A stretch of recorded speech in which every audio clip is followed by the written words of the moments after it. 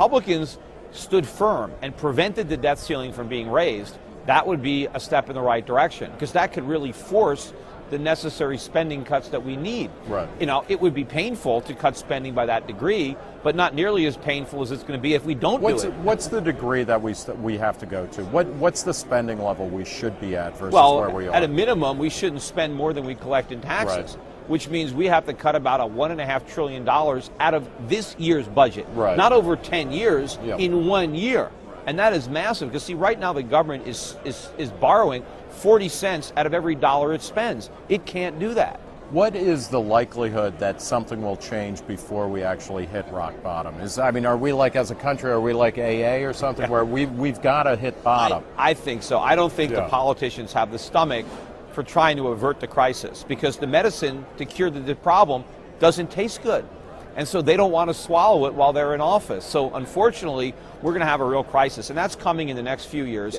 Let's see if our next guest thinks those numbers are out of control. Michael Norman is the chief economist at John Thomas Financial. Michael, welcome to Taking Stock. Thank you for having me. So when you hear those numbers from Alan Simpson, I know you've probably heard a lot of them before, but when he puts it that way, you think what? Well, he talks about perspective, but what about the perspective that the global GDP in a year is 66 trillion, or the entire assets of the United States is 200 trillion. Look, you're saying what? Everything's manageable? They're wrong. They're wrong. He's wrong. He doesn't understand our monetary system. Let's start off with one simple concept, that the dollar, our unit of exchange, it's a simple public monopoly. The government is the monopoly issuer of the dollar, right? So when he talks about 16 trillion of those babies that we owe, what is that? That means that over the last 234 years since the birth of our republic, the government spent 16 trillion more than it took away from us in taxes. What does it mean? Another way to say it is that the public has 16 trillion more dollars than it would have had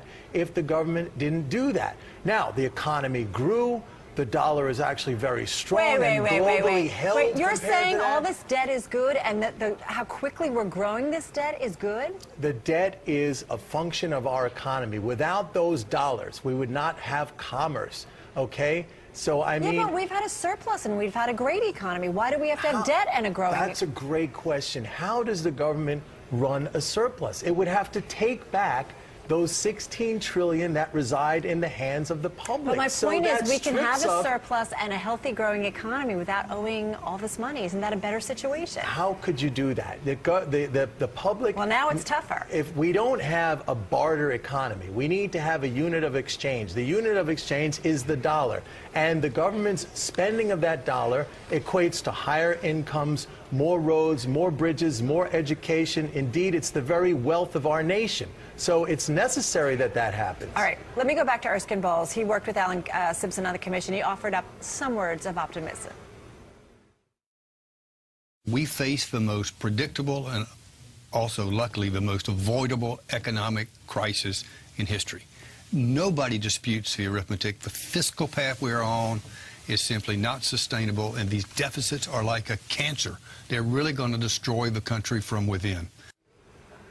The deficits are a virtue. Look, what he is suggesting is the very program that Europe is on right now, which is impoverishing Europe. Our nation ran up a debt 3 times what it is today in terms of our GDP in World War II. It didn't bankrupt us. Yeah, but then we had a boom afterwards. We had a boom precisely because all that spending created real capital and incomes for people. Listen. All right, so what is your point, that we can have a deficit, this is okay, don't worry about it? Exactly. Here's the way to look at the deficit. The way to look at the spending, I should say, is that if we max out all of our resources on our capital in this nation, including our human capital, everybody's working, all our factories are maxed out, and the government continues to spend, then we're not creating the real goods and services, indeed the actual wealth, okay? That's when you run into that situation of too much money chasing too few goods. But we're so far away from that right now, and we're literally impoverishing ourselves. You know, when they talk about the debt being a legacy passed down? What about the concerns of something like the Chinese? You know the stories that are out there about their concerns whether or not they're going to continue to buy U.S. debt. You don't buy it. Well, the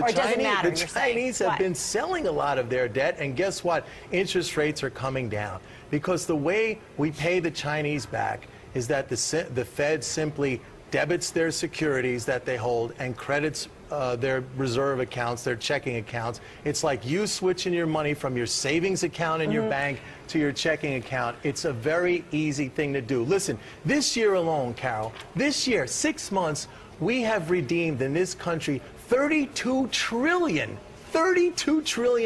has been redeemed by the U.S. Treasury to investors. That means rolled over this year. Nobody talks about this number, and interest rates are still at zero. The stock market is going up. The economy is growing. We're creating jobs. $32 trillion. Listen, a lot of what we've seen, we hit a very low. We came off a very severe low. That has nothing to do with it. That has nothing to do with it. We have people now telling us that unless we cut back, 5 years from now, we're going to have to roll over $6 trillion. We did $32 trillion in 6 months without even a hiccup. So cut to the chase. You're saying at this point, don't even worry about the debt anymore. I'm not even saying that. I'm saying we have to increase, the government has to continue to increase the debt because the private sector, the public, wants to hold more of it. They're shedding risky assets. They want to hold safe assets. That's the cash. That's the dollars that the government creates. But I have a lot of guests who say, you know what, investors are tired. The returns that they're getting on those safe assets are pretty low. They're tired of seeing that. And they're ready to come into the equity markets and other asset classes. That's happening. So that's the flip side of the savers, right? Remember, it's double entry accounting. So for every saver, there's a debtor. That's helping the debtor. That start to retire, and they're going to tap into some more government programs, whether it's Social Security, if that even exists, whether it's Medicare. I mean, how are we going to pay for that? Well, how can this be a healthy equation going forward, Michael, all of this deficit, if we don't somehow get our fiscal house in order at this point? It's not in order, maybe because we're not creating enough of the real goods and services. The way we pay for it, or the thing we should think about, is, and Alan Greenspan once said this, the government can pay as much money as it wants to whomever it wants. The only question is whether it creates the real assets, the real goods and services. Do we have the health care? Do we have the housing facilities? Do we have an economy, a productive economy that can support the retirees? The payment part of it... But many would say we don't necessarily at this point. Because why? We're holding back. We're not making those investments because we're thinking about the money as opposed to the real things, the real wealth, the real assets that we need. I got to run. Thank you. That was great talking to you. Michael Norman, we appreciate it.